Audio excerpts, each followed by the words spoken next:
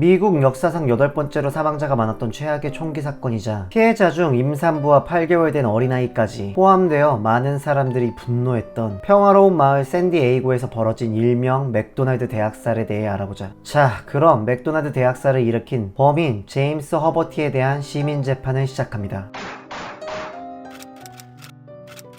1942년 둘째로 태어난 제임스 허버티는 3살 때 소아마비를 앓아 양쪽 다리에 보조기를 착용하게 되었고, 그의 어머니의 끈질긴 노력 덕분에 많이 회복이 됐지만 성인이 되어서도 약간 쩔뚝거림은 남아있었다. 그러다 허버티의 어머니가 사이비 종교에 빠지기 시작하더니 가족을 버리고 집을 나가버렸고, 어머니의 큰 보살핌이 사라진 허버티는 점점 말이 없어지며 혼자 닭장에서 쓸쓸히 흐느껴 우는 시간이 잦아졌고, 그의 유일한 친구는 집에서 키우는 강아지였을 정도로 매일 외로운 시간을 보냈다. 전문가들은 어린 허버티가 엄마의 부재로 인해 정신건강이 파괴되고 부정적으로 변했을 것이라고 추측했다.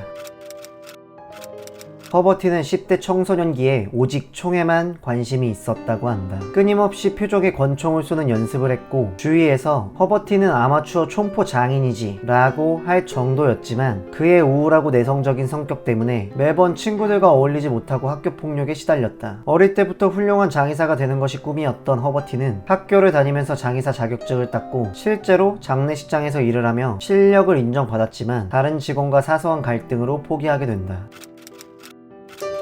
1965년 그는 에트나라는 여성을 만나 결혼을 하게 되었고, 결혼 생활은 행복하고 안정적이었다. 장의사의 꿈을 포기한 허버티는 용접공 일을 하게 되었는데, 말없이 맡은 일을 열심히 하는 모습을 본 사장님이 밀어주어 승진에 승진을 거듭한 결과 연간 3만 달러, 현재 가치로 14만 5천 달러, 한화 약 2억 정도를 벌었다고 한다. 그 후 두 딸이 태어나고 본인 소유 토지에 아파트를 짓는 등 경제적으로 최고의 행복을 누리게 된다.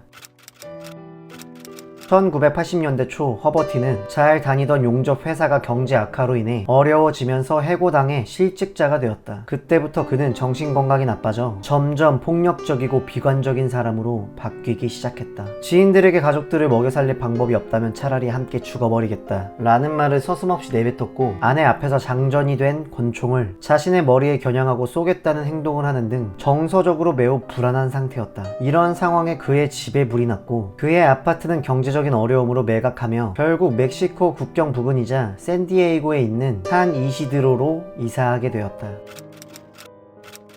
1984년 7월 15일 그는 갑자기 아내에게 본인 정신건강에 문제가 생긴 것 같다고 털어놓으며, 사건 전날인 7월 17일 아침에도 허버티는 긴급하게 정신병원에 전화를 걸었다고 한다. 상담 접수원에게 정신적으로 이상이 생긴 것 같다고 말하며 예약 요청을 했지만, 멍청했던 접수원이 허버티의 절박한 상황을 알아채지 못하고 이름을 잘못 입력하는 실수까지 하며 누락시켰다. 정신병원에서 걸려올 의사상담 전화를 위해 한참이나 전화기 앞에서 기다렸지만 끝까지 전화가 오지 않았고, 많은 전문가들이 만약 병원에서 전화가 왔더라면 다른 결과가 일어날 수 있었던 안타까운 부분이라고 말했다. 사건이 있었던 7월 18일 동물원을 가기로 했던 두 딸의 약속을 지키기 위해 샌디에이고의 한 동물원에 방문하게 되었다. 그는 아내와 산책 중 나의 인생이 사실상 끝난 것 같아. 병원에서도 전화가 오지 않아. 난 사회에게 기회를 줬어 라는 의미심장한 말을 했다고 한다.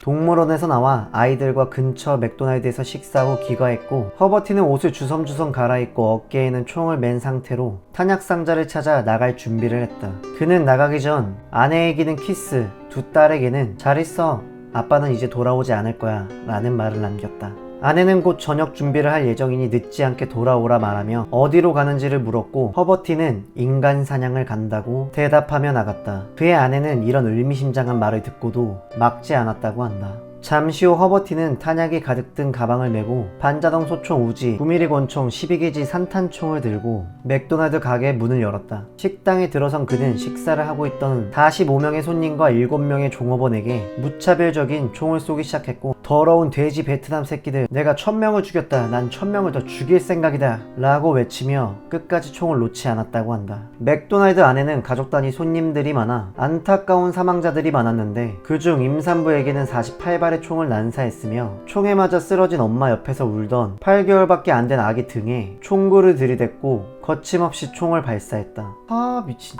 같은 새끼. 허버티의 광기 어린 총질은 77분이 흘러서야 출동한 저격수가 그를 사살하며 끝이 났다. 최소 257발을 쐈으며 사망자는 21명, 부상자는 19명에 이르렀고 그중 대다수가 어린아이들이었다.